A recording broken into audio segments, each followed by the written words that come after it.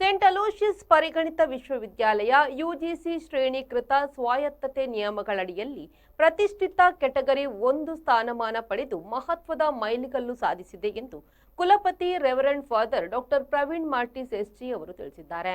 ಅವರು ನಗರದ ಪ್ರೆಸ್ ಕ್ಲಬ್ನಲ್ಲಿ ಸುದ್ದಿಗೋಷ್ಠಿ ನಡೆಸಿ ಮಾಹಿತಿ ನೀಡಿದರು.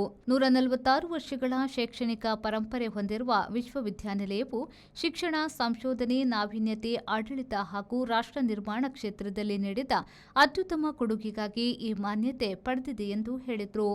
There are three kinds of elite institutions. One is institute of national importance. They are all IITs and all that started by governments. And second one is institution of eminence.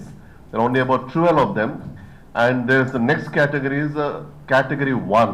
There are only about 45 of them out of 1,297 institutions in the country.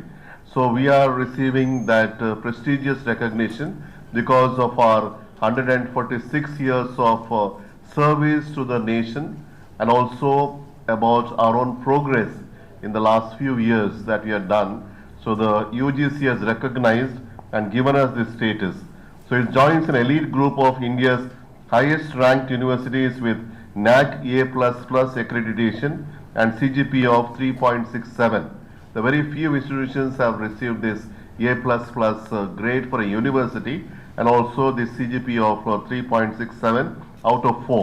ಪ್ರಸ್ತುತ ದೇಶದ 1292 ವಿಶ್ವವಿದ್ಯಾನಿಲಯಗಳ ಪೈಕಿ ಕೇವಲ 26 ಸಂಸ್ಥೆಗಳು ಮಾತ್ರ category 1 ಸ್ಥಾನಮಾನವನ್ನು ಪಡೆದಿದ್ದು, ಸಂತ Aloysius ವಿಶ್ವವಿದ್ಯಾನಿಲಯವು ಈ ಗೌರವ ಪಡೆದ ಪ್ರಮುಖ ಖಾಸಗಿ ಸಂಸ್ಥೆಗಳಲ್ಲಿ ಒಂದಾಗಿದೆ. ಈ ಸ್ಥಾನಮಾನದಿಂದ ವಿಶ್ವವಿದ್ಯಾನಿಲಯಕ್ಕೆ ಹೊಸ ಶೈಕ್ಷಣಿಕ ಕಾರ್ಯಕ್ರಮಗಳು, ವಿಭಾಗಗಳು, ಸಂಶೋಧನಾ ಕೇಂದ್ರಗಳು, ಡಿಪ್ಲೊಮಾ ಮತ್ತು ಸರ್ಟಿಫಿಕೇಟ್ ಕೋರ್ಸ್ಗಳನ್ನು ಯುಜಿಸಿಯ ಪೂರ್ವಾನುಮತಿ ಇಲ್ಲದೆ ಆರಂಭಿಸುವ ಸ್ವಾಯತ್ತತೆ ದೊರೆಯಲಿದೆ. ಜೊತೆಗೆ ಅಂತಾರಾಷ್ಟ್ರೀಯ ಸಹಯೋಗ, ಜಂಟಿ ಸಂಶೋಧನಾ ಯೋಜನೆಗಳು, ಅಧ್ಯಾಪಕ ಹಾಗೂ ವಿದ್ಯಾರ್ಥಿ ವಿನಿಮಯ ಕಾರ್ಯಕ್ರಮಗಳು ಹಾಗೂ ದ್ವಿಪದವಿ ಕೋರ್ಸ್ಗಳನ್ನು ಅಭಿವೃದ್ಧಿಪಡಿಸಲು ಹೆಚ್ಚಿನ ಅವಕಾಶಗಳು ಸಿಗಲಿವೆ ಎಂದು ತಿಳಿಸಿದರು. ಸುದ್ದಿಗೋಷ್ಠಿಯಲ್ಲಿ ಡಾಕ್ಟರ್ ರೊನಾಲ್ಡ್ ನಜರತ್, ಚಂದ್ರಕಲಾ, ದಿನೇಶ್ ನಾಯಕ್ ಉಪಸ್ಥಿತರಿದ್ದರು. ಶರತ್ ಸಾಲ್ಯನ್, ವಿ4 ನ್ಯೂಸ್, ಮಂಗಳೂರು.